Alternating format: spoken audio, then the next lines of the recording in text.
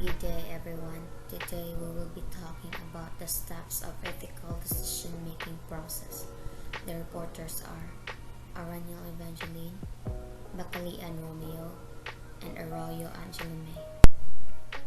The table of contents. First is to gather the facts. Second, define ethical issues. Third, identify the affected parties. Fourth, identify the consequences. Fifth, identify the obligations. Sixth, consider your character and integrity. Seventh, think creatively about potential actions. Eighth, check your gut. 9 is to decide on the proper ethical actions and be prepared to deal with the opposing arguments.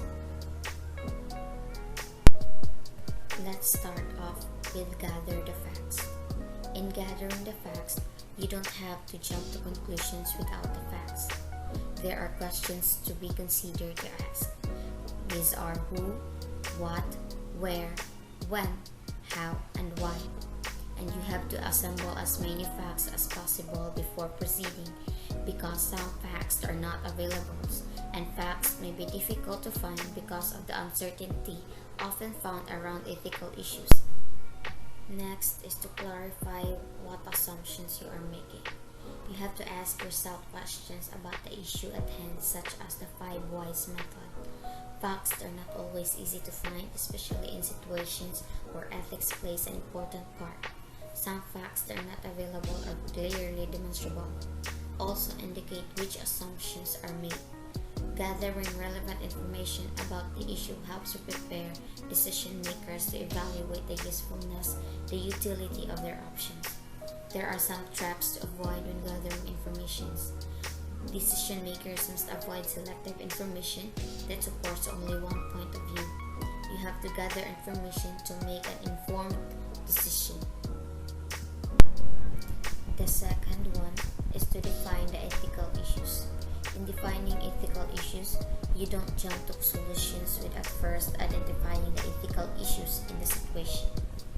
Define the ethical basis for the issue you want to focus on. In defining ethical issues, there may be multiple ethical issues, so focus on one major, one at a time. This is the most critical step because you have to recognize the problem. Once the problem has been recognized, the decision maker must clearly state the ethical question, considering all aspects. If the decision at hand are a simple matter of right and wrong, no process of ethical decision making is required. The third one is to identify the affected parties. So you have to identify all of the stakeholders, who are the primary or direct stakeholders, who are the secondary or indirect stakeholders, and also why are they stakeholders for the issue. And in perspective taking, try to see things through the eyes of those individuals affected. In any complex situations, different parties will have different views of the facts of the situation. Ideally, all stakeholders should have a chance to present their views to one another in a respectful, open environment, considering both the context of the situation and the evidence. Stakeholders' perspectives. All stakeholders should have an opportunity to voice their views about the issues. Number 4. Identify consequence. Consequence is important consideration in our ethical decision making. It is philosophical approach to morality by which the result of an action determine the potential good and the action. Meaning, kung gawa tayo ng decision, tandaan natin that consequence is something result of an action or outcome of the decision we are able to make, whether it's good or bad. Number 5. Identify obligation. Obligation that we are expected to fulfill are the responsibility that each person has regardless of age and gender. For example, tayong mga kabataan, obligasyon nating mag-aral para magkaroon ng sapat na kaalaman patungo sa ating pangarap. Meron ding iba, kaya na nilang buhayin ang kanilang mga sarili na hindi na humihingi na sa magulang.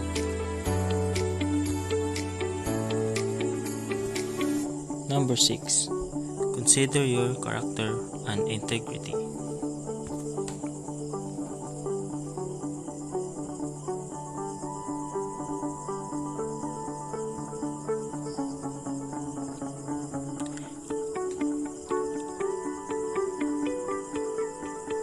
Acting with integrity means understanding, accepting, and choosing to live in accordance with one's principle, which will include honesty, fairness, and decency. For example, pumunta ka sa tindahan, may bibilhin ka, pagkatapos mo makabili na hindi ka na bayaran, so babalik ka para bayaran yun. It is considered or demonstrate a good character for being honest. Now I will talk about the 7th step of the ethical decision making. Think creatively about potential actions. Be sure you have not been unnecessarily forced into a corner. You may have some choices or alternatives that have not been considered. And when faced with an ethical dilemma, put yourself in a creative thinking mode. Set your imagination to invent several options rather than thinking you have only 2 choices to do or not to do something. Creative thinking may point toward a 3rd choice or even more alternatives. So for example, we will visualize the ethical dilemma of purchasing an agent who is told by a sales representative that he will receive a BlackBerry as a token of appreciation if his company signs a contract. The agent says to himself, I think we should award a contract to the firm, but I cannot accept the gift. Yet, if that agent will turn down the gift, so I will be forfeiting a valuable position that the company simply regards as a cost of doing business. So by thinking creatively, the agent finds another alternative. So he tells the sales representative that we will grant the contract to your firm because your product fits our requirements. I thank you for the offer of the BlackBerry, but instead, please give it to the Southside Young Entrepreneurs Club in my name. So here, if you have only 2 choices, either A or B, so it is important to look for other creative alternatives so that in the end you have no regrets. Next is number 8. Check your gut. So here, even though the prior steps have argued for a highly rational process, it is always good to check your gut. So the intuition will be here, like means that intuition is gaining credibility as a source for good decision making, knowing something is not right. So your gut is your eternal warning system. The gut never lies. When gut tells you something is wrong, consider it as a warning siren. So in these steps has been a highly rational fact gathering and evaluation process once you know that you're faced with an ethical dilemma. But don't forget your gut. Why? Because it might be your only clue that you're facing an ethical dilemma to begin with, and it can be a source of empathy for those affected by a decision or action. So here, should you trust your gut? So that's the question here. So should we trust our gut? So here is a video. Do you ever get that feeling in your gut that something is the right or wrong decision, but you don't know why? Our intuition is often deemed as mysticism or linked with telepathy and premonitions, but is there a science behind it? Should you trust your intuition? Understanding something immediately without conscious reasoning is less about seeing into the future and more to do with pattern recognition. If I showed you this layout of an actual chess game for 5 seconds, could you reproduce it? Studies show that most chess novices can recreate 25% of it, but chess masters do it with 95% accuracy. However, if the task is repeated with the pieces in completely random positions, both novices and masters only recall 25%. The masters don't have photographic memory. They simply use their knowledge and intuition based on patterns they have seen over years of practice. Our brain processes information through both slow and fast thinking. For example, this math problem will cause a stress response, and your brain will kick into slow thinking to solve it. But this picture involves fast thinking. Understanding the emotion of sadness is an immediate brain response, and this fast thinking is where intuition lies. In a similar study on the Japanese board game shogi, participants were asked to solve a checkmate move within 1 second. With no time for conscious analysis, brain scans showed no activation of the cortex in expert shogi players, the part of the brain responsible for conscious thought. Instead, the basal ganglia, which is linked to habit formation and automatic behaviors, was triggered. Interestingly, when it comes to complex decisions like buying a house, while many believe careful thought with the pros and cons list is best, one study actually found that participants made better choices when they went with their snap decision. It turns out we often only take into account a subset of relevant information, which can lead to us weighing the importance of each attribute inaccurately.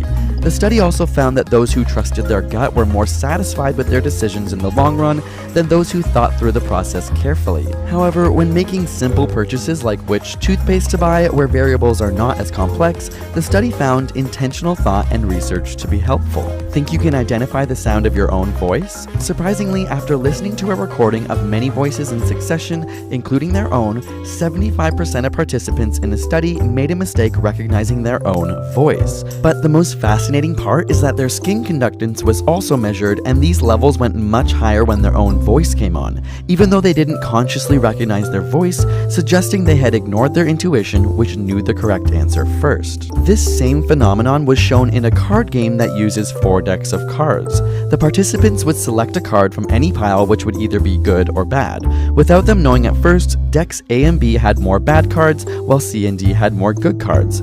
After choosing 10 cards, the participants had no idea what was happening, but by 50 cards, most would suspect that some decks were better than others. Finally, after 80 cards, they could articulate that decks A and B were bad and C and D were good. But again, even though they knew it consciously, their skin conductance levels would rise as early as the first 10 cards in response to reaching for pile A and B.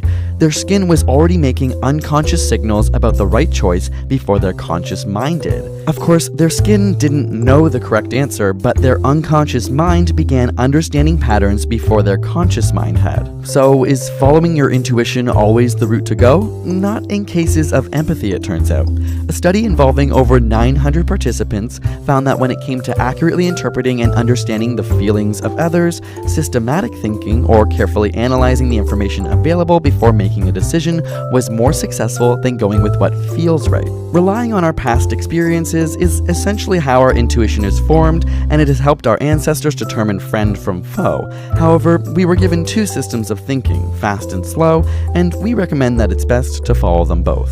So pay attention to your gut feelings. So no matter how good something looks, if it doesn't feel right, then walk away. So in conclusion, gut feeling is an instinctive choice that can often help you to make an instant decisions in your life. Lastly, the 9 steps of ethical decision making. Decide on your course of action and prepare responses to those who may oppose your position. So we have here consider potential actions based on the consequences, obligations, and character approaches. Remove the least desirable option. Remove any options which break the value system of those affected. Remove any which you cannot put into action. Recognize that your final choice will be impacted by your personal views. So there is also an question for the 9 steps that you will be considered. So how can you protect the rights of those involved while still maximizing the overall good for all the stakeholders, and what arguments are most compelling to you to justify the action ethically, and how will you respond to those with opposing viewpoints? So these are the 9 steps of the ethical decision making. So that's all. Thank you for listening.